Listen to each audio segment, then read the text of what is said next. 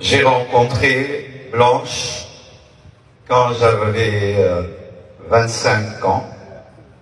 Elle avait 15 ans. Je l'ai épousée 6 ans après. J'avais 31 ans et elle avait 21. On a fait 18 ans de mariage et on était très, très, très, très heureux. J'ai été un mari comblé. Et si je ne pleure pas, c'est parce que j'ai déjà beaucoup pleuré. Parce qu'elle est morte, j'étais là, seul, à Istanbul. J'ai pleuré des nuits et des nuits et des nuits. J'ai fait 3 jours sans dormir. Et maintenant, la paix de Dieu commence à remplir mon cœur.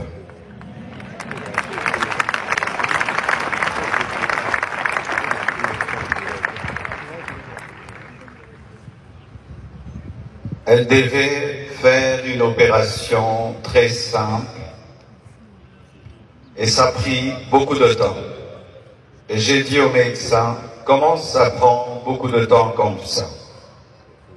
Ils m'ont dit, tout s'est bien passé, mais elle ne se réveille pas encore. Quand seulement ils m'ont dit ça, mon esprit m'a dit qu'elle est partie. J'ai dit non, c'est pas vrai, elle n'est pas partie.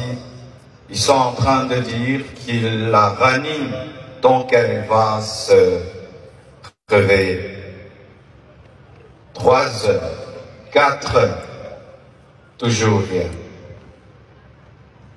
Et j'ai prié dans ma chambre, sans voir son corps. J'ai dit, je refuse cela. Et j'ai senti l'odeur d'un parfum, son parfum, remplir la chambre où j'étais. Elle était au bas, moi au 7e niveau, mais j'ai senti le parfum de Blanche.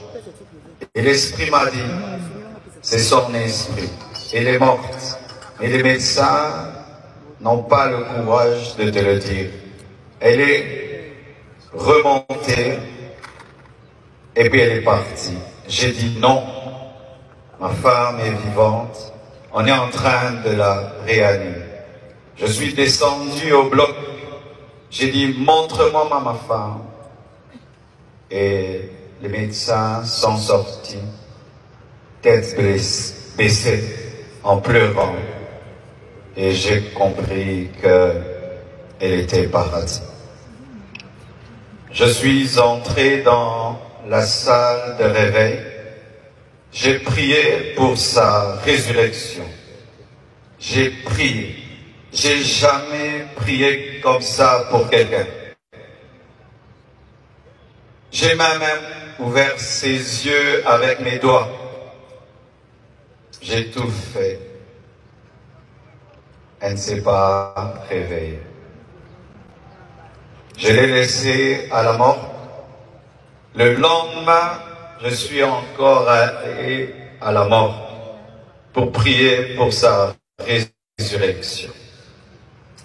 J'ai prié, j'ai prié, j'ai prié.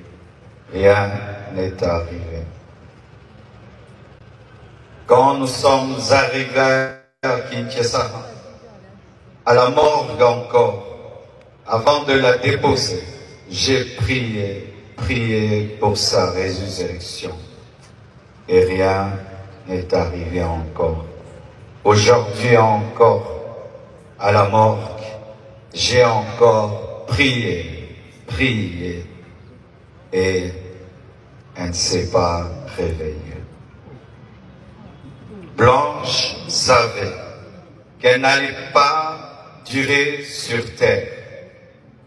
Plusieurs fois, elle me disait des choses comme ça. Une fois, on était dans la piscine avec tous les enfants. Je lui ai dit, rejoins-nous, viens nager avec nous. Elle était au premier niveau, elle nous regardait. Et puis, quand je suis sorti, je lui ai dit, pourquoi tu n'es pas venu t'amuser avec nous? Elle m'a dit, une voix m'a dit que je partirai et je vous laisserai, vous serez heureux sans moi.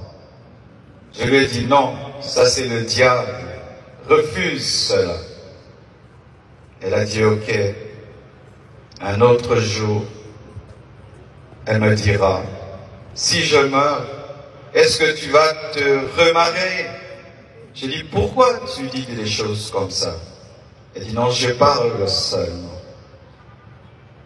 Avant de voyager samedi, vendredi, à l'occasion de la graduation de son fils aîné, Oracle, elle a offert 3 motos neuves à ses 3 anciens travailleurs pour leur dire merci pour tout le temps passé ensemble.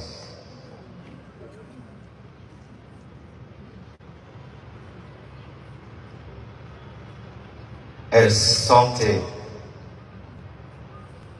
Elle vivait à 200 à l'heure.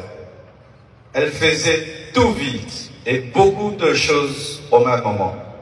Au point où aujourd'hui, son œuvre, c'est comme si elle a eu 60 ans.